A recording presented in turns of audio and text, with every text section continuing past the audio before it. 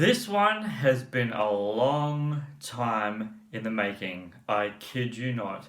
As you'll see by all the stuff that's going to happen in this movie review, and man alive, I am so incredibly excited that you clicked on this link. I'm so excited. Thank you, first and foremost, for clicking this link. I cannot wait to share my passion of this movie with you. Welcome to my official Man of Steel 2013 movie review, directed by the brilliant, mind-blowingly talented Zack Snyder. Sir, not only do I incredibly salute you for this film, but I thank you for bringing me personally the absolute greatest, in my humble opinion, the greatest Superman movie that has ever been made, in my opinion. Guys, strap in, get your popcorn, because this is going to be so much fun. Oh, man alive. So the main star of this rendition, the absolute rebirthing of Superman, Man of Steel, the incredibly brilliant Henry Cavill as Kal-El, Clark Kent, and of course, Superman.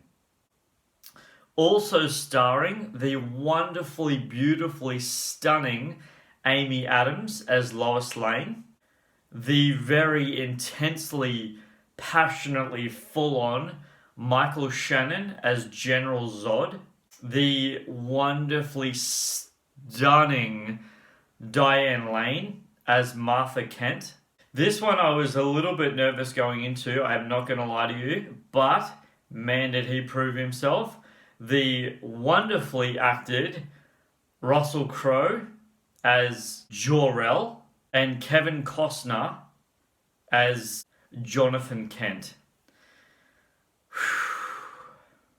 So as I said in the beginning of this movie review, guys, this movie came out in 2013. It's rated M and it goes for 2 hours and 23 minutes. This movie is an action sci-fi adventure. Man, does this movie have action in it. Oh my gosh, this movie is packed with action. Wow.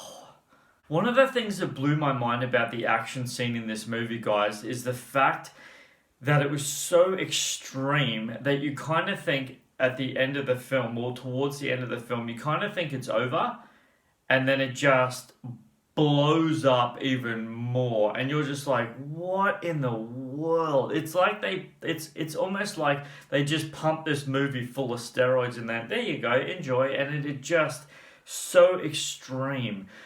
The visionary director of this movie, Zack Snyder, blew my mind because of the fact that this movie was literally a rebirthing of the entire Superman franchise, to the point where literally the opening scene of this movie is a birthing scene. Like, come on, guys. Do you understand how brilliant that is? I don't honestly think there has been a movie like that has actually even dealt with that. Like, that is pure genius. When I first saw this movie, I have to take you back right back. So when I first ever heard of this movie, guys, I actually heard of this movie. I saw the teaser trailer for this movie. I wish I could remember. I really wish I could remember. But I can't remember if it was at the beginning of The Dark Knight Rises or it was at the beginning of The Dark Knight. Whatever it was one of those two films. I can't remember.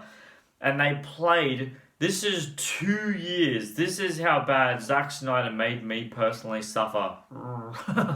They made me wait 2 years. They dropped the teaser trailer for Man of Steel on the front. On the front of, I can't remember. I believe it must have been The Dark Knight Rises. 2 years before this movie even dropped. Yeah, how hard that is for someone like me. So obviously the teaser trailer came up and I was just blown away. My life was changed. My life was changed. Something sparked in me. A new passion sparked in me that I didn't even realize was there. Really. So when I saw the Man of Steel logo and then the Man of Steel title come across, and then the logo revealed itself, I watched it over and over and over and over and over and over and over. And I know I'm going on, but I watched it so many times, guys. I literally cannot tell you how many times I saw the teaser trailer for this film because I could not believe my eyes. They had literally brought Superman in the way I had imagined him my entire childhood to be in, and they made it real. This movie was happening, it was tangible. I own so many different copies of so many variations of this movie, it's not even funny. Literally, so many things in my house. My house is so completely filled with Superman stuff because I am that much of a Superman fan. And as you know, my nickname is Superman Steve. That's how I roll. Everyone at work calls me that. It's the best nickname I've ever had in my entire life, and I love it. This is something that I really appreciated about this film. Really, I really liked it. Is that the actual skin, it wasn't just a suit. It wasn't a suit. It was actually the skin, his skin from planet Krypton. And I really appreciated that the S was actually the symbol of hope. I mean, come on, really? Hope? Like, that is genius. That is so good. And if you haven't seen the film already, there's an interrogation scene. I'm not giving too much away. There's an interrogation scene, and Lois Lane says to Superman, "What's the S stand for?" And he said, "On my, well, it's not an S. On my world, it means hope." And then she says, "Well, on here, it's an S." And then she goes to say something like, "What?" And as she's saying the word Superman, the guy comes and speaks over the microphone. It's hilarious and completely interrupts it. Now, the biggest thing that I found really amazing about this film, guys, is the fact that he no longer has the underpants on the outside. Zack Snyder said he went through over 1,500 different styles and renditions and all that sort of stuff to try and get his best possible, the absolute best possible costume choice that he could for this film, and he could not. He literally tried his hardest, but it just would not work with the underpants on the outside. In my personal opinion, this is the absolute best costume of Superman ever, in my humble opinion. This really is a pure origin story of Superman. As I said at the beginning of this movie review, guys, it literally births Superman. Literally, physically, tangibly. And that literally is it's really just the birthing of who Superman is. They're like, bring it on. This is a completely new Superman. Everything about him is fresh, it's new, it's exciting, and you're going to see Superman at his purest form. So good. Why I love Henry Cavill so much as Superman, so intensely, so like I honestly, one of my dreams in life is to meet Henry Cavill in person. That will blow my mind. One of the things that just was like, just pure, he is the pure embodiment of Superman. And as I'll tell you later in this movie review, guys, I'll actually tell you a bit of trivia about Henry Cavill getting in shape physically to play the role of Superman, but that's later on. You've got to bear with me. One of the scenes at the end of this movie, guys, right at the end of this movie, is actually Zack Snyder. Ready? Here we go, guys. This scene right behind me, okay, is literally Zack Snyder paying respect to Christopher Reeve's Superman. And as you can see, he's actually transformed Henry Cavill's face using CGI to make it look like Christopher Reeves did back in the 70s version of Superman. And behold, the new Superman is born. Pretty impressive. I really like that part of it. I thought it was incredible. Absolutely incredible. Well, especially what they can do with CGI today. Just mind-blowing. This is something that I'm reluctant to share, but I'm going to. Being the biggest Superman fan on the planet, because my name starts with S and this shield is just the most perfect S symbol in my personal opinion. Oh, besides the new one, I love the new one just as much as I love this one. The new one has like the thing through it, and I just love them just equally. I love them both. But one of the things that blew me away, and I don't know why I didn't know this, still to this day, I don't know. I don't have an answer for it. I didn't even know that Christopher Reeve had passed away. Literally. He passed away 10 years before I even knew he passed away. And I knew he had the horse ride accident, but I didn't know that he had actually passed away. And when I found out about Man of Steel, I'm like, why didn't they get Christopher Reeve back? And then I found out that he had passed away 10 years ago. I honestly was so upset with myself that the fact that I didn't know that. Being the movie fan that I am, I didn't even know that. Like, that's thumbs down to me, big time. At the end of this movie, guys, you will see when you watch it that there is so much high action. It's like they went, let's make a Superman movie and dial it so far up that the audience is not going to know what hit them. And in my personal opinion, guys, that's exactly what happened in this movie. Zack Snyder just went, all right, I'm going to kick this into gear. Whoa! And just full steam ahead with the CGI and the just action in this movie. Man alive. The end of this movie does not stop with the action, and it seriously pays off. It's so good.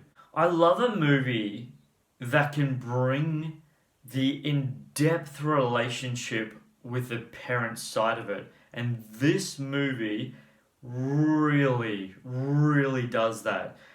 Clark Kent and Kal-El has an incredible relationship with his parents. Not specifically Kal-El with his dad, Jor-El, because I don't want to give it away, but something happens early in the movie. But especially with Jonathan and Martha Kent. His relationship with them, especially with Martha Kent, is so beautiful, so well told, and so incredibly convincing. It's so beautiful, guys. In this movie, I absolutely love how really deep and visual effects they went with where Kal-El came from. Zack Snyder he really knew and understood what they had. As I said, this is a rebirth. This is a rebirth of Superman. They really needed to tell the story from a complete fresh slate, but he needed the audience to understand where they were coming from. And so what they did was just pure genius, to the point where he meets his father, Jor-El, in this ginormous, incredibly epically done ship.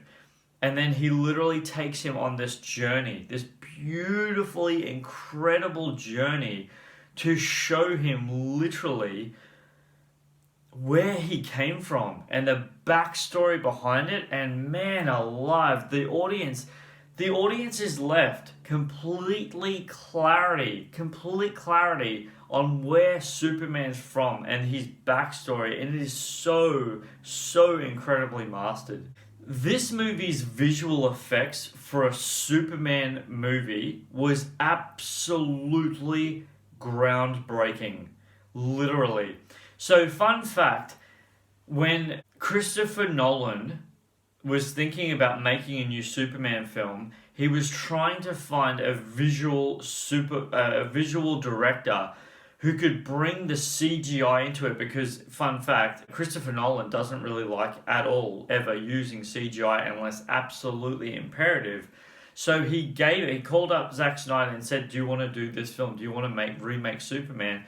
Zack Snyder took it on, and here you are.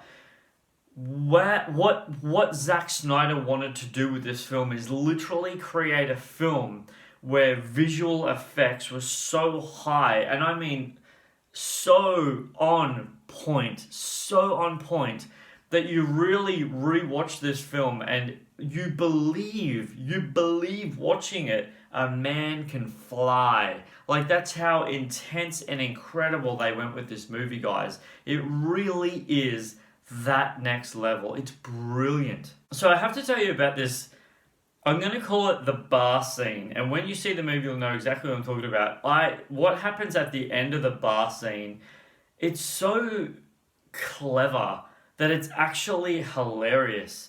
It's so well done. Oh my gosh. So, something happens negatively. There's a friction between Superman and another character, and oh my gosh, you can just see Superman knows who he is. He knows he is completely invincible. And this guy, this human being, tries to start him, and it's just so funny. It's hilarious how it plays out, and it's really, really well done what Superman does at the next scene. It's so clever, so brilliant. I love that scene so much. My personal favorite scene, guys, out of this entire movie, personally, is literally Superman, his first flight. Oh, man alive. I tell you what, guys, when I first saw that in cinema, there was something in me, the childlike in me. I could not believe that I was about to witness this. I couldn't get my head around the fact that they had created a movie where they literally convinced me, the audience, that a man could fly. And seeing him just fly into the air, oh my goodness, I love that scene. That personally, to me, is the most rewatchable scene, one of the most rewatchable scenes in cinematic history, in my personal opinion. Henry Cavill actually refused to take steroids to make this movie. He also refused any digital touch-ups on his body to enhance his physical physique, especially in the few shirtless scenes, you're welcome ladies, right behind me, that you can see in this movie.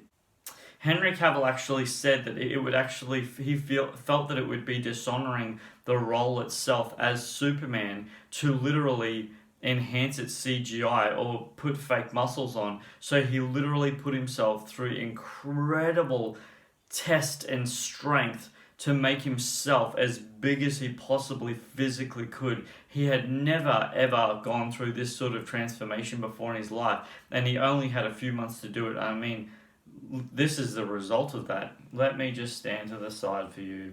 You're welcome. Ladies and gentlemen, the real Superman. Alright, so I'm going to tell you some pretty cool, really, really cool fuck. I'm actually going to play like literally 2 seconds of something, okay? Like literally 2 seconds. And it's actually something that I found. I can't remember how I found it, but when you're watching the movie, you can't hear this at all. But when you're listening to the soundtrack by itself, once I play it for you, I honestly believe that you'll never not hear it ever again. And when I first heard it, I was like, whoa, did I just hear that? So, in the 18-second mark of this film, right now, you're welcome. That is actually the composer of this film, Hans Zimmer, and it's him, and I believe he's saying something like, "Let's go," something like that. And it's the track called Oil Rig. And it's literally, and then all of a sudden, the drums kick in. Oh my gosh, when I first heard that, I was like, wow, I can't believe I just picked that up. But as I said, I don't believe you can hear it in the movie because obviously they must have edited the voice out, or just dropped the voice or something. But in the soundtrack, it's crystal clear. I absolutely love this piece of trivia about this film, guys. The first time that young Clark, not Kid Clark, but like teenage Clark, ever sees the ship from Krypton is literally the actual first time he actually saw the ship from Krypton. That blew my mind. So his reaction was completely 100% authentic. Now I'm going to talk about young Clark for a second. Young Clark, director Zack Snyder was like, just pretend like you can hear or something's going on around you and everything's all of a sudden invisible. And so when you see him in that scene, he's like looking around and then the CGI kicks in, and man alive, again guys, this movie is so CGI heavy, but it's so perfectly executed in my opinion. It is brilliant. And young Clark, his reaction to that, oh my gosh, that little kid absolutely destroys this film. He nails it so well. I salute that kid so much. I can't wait. He is an up and coming brilliant actor. I hope he launches himself in an acting career and just gets himself some incredible roles. And so does Teenager. Actually, speaking of teenage, that was an awesome segue.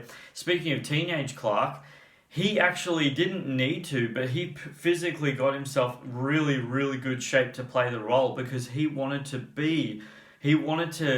convince the audience that he really was Superman. He was Clark Kent. He was the embodiment as a young kid of Clark. And so he physically got ripped and got in the weights and got himself jacked. Obviously not as massive as Henry Cavill, but to the point where he was comfortable and fit for the role. And I double salute that because I love that passion. I think that is incredible dedication. I have to tell you about something, guys. So the first time that I heard that Russell Crowe was in this film, I was like, no, please no, because I had not been a fan at all in any way, shape or form of Russell Crowe because he just sort of wiped Hollywood and he just went through a really bad phase, and I was like, but in this movie, man, did he redeem himself. Oh my goodness. Russell Crowe as Jor-El in this film completely owns it. In the start of this film, he actually has some fighting scenes in the start of this film, and it's really interesting because he actually didn't need to train for it because he had done so much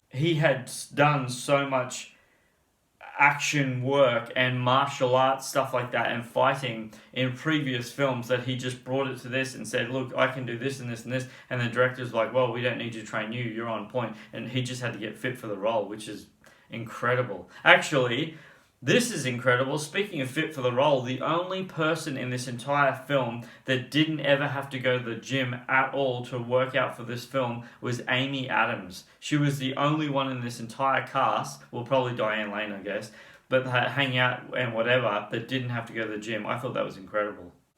So I want to go back a bit, what I was saying about Henry Cavill as being shirtless. He actually said that it was literally physically the hardest he had ever worked out in his entire life. Now, if you have ever been to the gym before, they actually do wind down, cool down sessions, and the guys at the gym that was training him for this role said, no, what we're going to do is we're going to literally push you to the limit, to the point where you don't want to even come back tomorrow, but guess what? You got to come back tomorrow. He pushed himself, guys, to the absolute extremities physically, beyond what he had ever pushed himself before, and obviously, clearly, it paid off in the end because he was so jacked, he was so incredibly ripped and massive. He had to constantly eat, just constantly eat all day. You know, they'd call cut and he would just have to waft down food. And to get physically in the shape, he had to smash the cardio and smash the weights throughout the entire process of the film to really get his physique as big as he possibly could. And man alive, that was the other thing. Did it pay off? Because Zack Snyder said that they deliberately put Henry Cavill in really loose fitting clothing, but when he wasn't in the Superman costume, they had to get him to looking like he was big, but he didn't have really a muscular physique. They really wanted to draw your attention away from that, so that when he was dressed as Superman in the costume, everything showed. His abs, his pecs, his guns, everything. That he was just completely and totally shredded, but built so that he would look like a human being could fly. He looked literally like Superman, just completely jacked. And man, in my opinion, did that work 100%. He's so good at this role. So Henry Cavill actually refused and insisted on shaving and going completely clean shaven on his chest to play the role of Superman, even in the shirtless scenes, because he said that he wanted to make it look like a man, like a man, like an earthly man. And he said, no, I refuse to shave my chest. I don't want to have no chest hair. I want to be as authentic as possible. And there you have it, guys. Because funnily enough, if he had have completely gone clean and had no chest hair, no hair or whatever, his actual muscles would have been multiplied definition than normal, because chest hair actually covers up a lot of that, which I found really fascinating.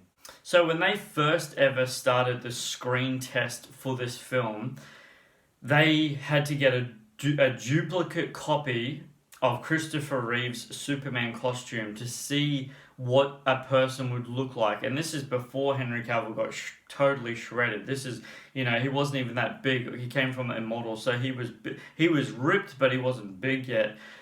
So they had to duplicate. They said, no, you can't. He can't wear the Christopher Reeves one because that's sealed up. You can't touch that. And they said holding it up, it looked like this limp piece of cloth. Like there was nothing to it really. But then Henry Cavill, being as big as being as shredded as he was, he put on the costume, and in the screen test, he came in for the photo shoot, and Zack Snyder said one of the things that he knew Henry Cavill was Superman was he walked into that room and no one laughed. Straight away, he became Superman, and everyone was entranced by what they saw. Even though it wasn't the costume that we see in Man of Steel, it was the Christopher Reeves costume. Everyone shut their mouths because they knew they had Superman. So in order for this movie to distinguish itself from any other Superman rendition of any description, the John Williams main theme is not used at all once in this film, which is personally really, really, really unfortunate, because that is my, especially Superman Returns theme, that is my absolute 100% favorite theme song ever. I'm in no joke at all. I could literally hear it. In fact, that's been my ringtone. Not my ringtone.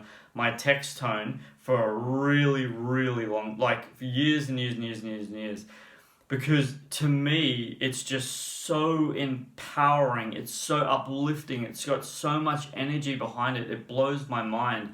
And what I wanted to say about that, guys, is that I can't play it unfortunately. Gee, I wish I could play that right now, but I can't. But the new rendition, the new theme for Man of Steel also has so much power, so much energy, and so much just uplifting to it, which is exactly obviously what they wanted. And Hans Zimmer, and I've personally heard the score, I've seen Hans Zimmer live in studio, in concert. Oh my gosh, when they play the Man of Steel theme, it was electric. It was so electric. Oh man, I was a kid in a candy store. I just could not, I was just entranced. It was so beautiful. So when you see Henry Cavill, Superman, fly for the first time, he actually flies over the camera, and this is actually paying homage to Christopher Reeve's Superman, and I love that. I think that is so brilliant. It's so classy. It's so well done.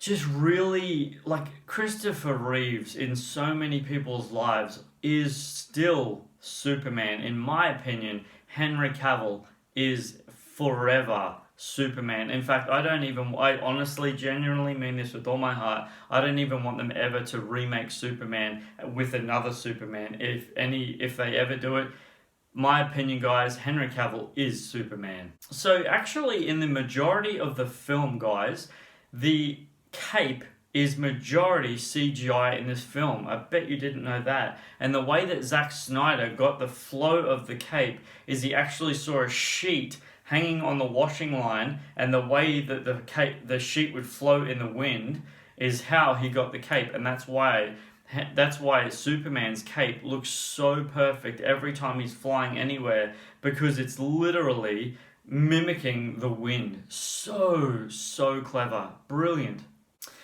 There is a scene in this movie, guys, where Lois Lane first ever meets Clark Kent, and she's meeting Clark at a burial site. You'll see why. That, if you listen very carefully, you can hear like really heavy whoosh, like really heavy whoosh, swish wind sounds. I love that scene. In fact, I love this movie beyond measure. You have no idea how much I love this movie. But that specific scene blows my mind because it's literally Superman flying in, and then all of a sudden he's obviously changed into, his ruggedy costume and the hat and whatever. But it's, in my opinion, I could be wrong here, but it sounds like he flies in and then, meets her there. But that blows my mind, just thinking that that's how he got there. He flew in and then, costume change, because that's what he can do. And then all of a sudden he's like there and just dressed as a normal man, a human being, because he can fly at the speed of light. That is the best. The tornado scene in this movie, guys, every single time I see it, every single time I've ever watched this movie, the tornado scene chokes me up every time. Henry Cavill completely owns that scene. I mean, he owns this movie completely. But every time, what he does, his expression, his cry is so personally convincing. And every time I've seen this movie, I get choked up watching that scene. Alrighty, here's a bit of fun for you. You ready? Right behind me is going to be a few Easter eggs, okay? So we've got Lex Luthor. His LexCorp is actually on the truck, and the side of the truck and the tanker, the oil rigs. Batman's logo is seen in outer space on one of the crafts outer space, the whatever you call those things. That's outer space. Darkseid, his 3 dots from the comic books are actually spotted on the world engine. So there's 3 lights, and that's actually Darkseid's lights. That's a homage to Darkseid. And there's also a down here somewhere, I think that side. There's Zack Snyder, The Watchmen is obviously an animated series as well, and there's that's Easter egg as well. Oh, and my fun one. This is the one that. The only way you'll see this one, guys, I promise you, is if you pause it. Okay, this is the only way you'll see it. I'll stand over this side. This is the only way you'll see this one, guys. This one here, it says, and you obviously can read it, but it says, keep calm and call Batman. So obviously this is in the sequel to this movie, Batman v Superman Dawn of Justice, and that's why this is here, because they're obviously going to bring Batman into the newest thing. Guys, oh my gosh. Thank you for watching this movie review. I have been passionately desiring to do this movie review properly, correctly, pour my heart out, just share my thoughts and just opinions and all that amazing stuff with you. I'm so honored. I'm so grateful. I'm so blessed that you guys clicked on this link to watch this. Thank you for sticking with me. I really appreciate it. I hope you have seen Man of Steel. If you haven't, please go and watch it, please, because I promise you'll love it. Please subscribe, please leave a like, click the bell, and anytime I drop anything like this one, you'll get it straight away. And as always, thank you so much for staying with me. I appreciate your time. See you next time. Bye.